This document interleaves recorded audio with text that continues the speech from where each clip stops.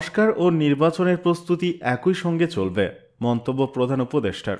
সংস্কার ও নির্বাচনের প্রস্তুতি একই সঙ্গে চলতে থাকবে বলে জানিয়েছেন অন্তর্বর্তী সরকারের প্রধান উপদেষ্টা ডক্টর মোহাম্মদ ইউনূস। শুক্রবার সকালে রাজধানীর খামারবাড়ির কৃষিবিদ ইনস্টিটিউশনে 2 দিনব্যাপী জাতীয় সংলাপে ভিডিও বার্তায় উদ্বোধনী বক্তব্যে তিনি একথা বলেন। ফোরাম ফর বাংলাদেশ স্টাডিজের আয়োজনে ঐক্য, সংস্কার ও নির্বাচন বিষয়ে এ জাতীয় সংলাপ শুরু হয়। ডক্টর ইউনূস বলেন, নির্বাচনের প্রস্তুতি কাজ মূলত নির্বাচন কমিশনের।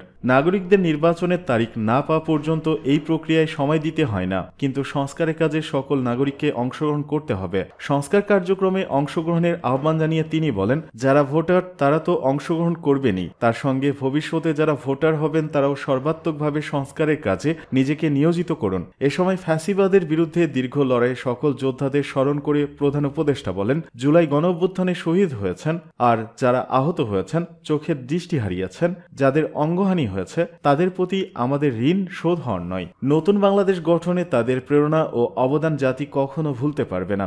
গণঅভ্যুত্থানের মাধ্যমে আমরা বাংলাদেশের রূপান্তর পর্বে প্রবেশ করার অধিকার অর্জন করেছি। এই রূপান্তর দ্রুত সফলভাবে কার্যকর করার জন্য আমাদেরকে সকল শক্তি নিয়োজিত করার জন্য প্রতিজ্ঞাবদ্ধ থাকতে হবে। পেছনে ফেরার সুযোগ আমাদের নেই। এদিকে সচিবালয়ে আগুন, সংগ্রহ করা হলো সিসিটিভি ফুটেজ। সচিবালয়ে গভীর রাতে ভয়াবহ অগ্নিকাণ্ডের পর 7 নম্বর ভবনের প্রতিটি দপ্তরে সিসিটিভি ভিডিও সংগ্রহ করা হয়েছে বলে জানিয়েছেন স্বরাষ্ট্র উপদেষ্টা মোহাম্মদ জাহাঙ্গীর আলম।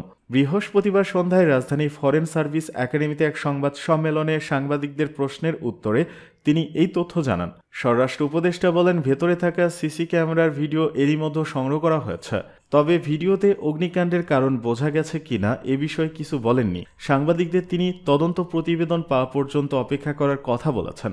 সাংবাদিকদের প্রশ্নের জবাবে স্বরাষ্ট্র উপদেষ্টা বলেন, একজন করে এসপি ও এসপি সহ আইনশৃঙ্খলা বাহিনীর 560 জনের মতো সদস্য সচিবালয় নিরাপত্তার দায়িত্ব পালন করেন। ব্রিফিংয়ে জানানো হয়, সচিবালয় অগ্নিকাণ্ডের ঘটনার কারণ ও উৎস খুঁজে বের করতে স্বরাষ্ট্র মন্ত্রণালয়ের জ্যেষ্ঠ সচিবের নেতৃত্বে উচ্চ পর্যায়ের একটি কমিটি গঠন করেছে সরকার।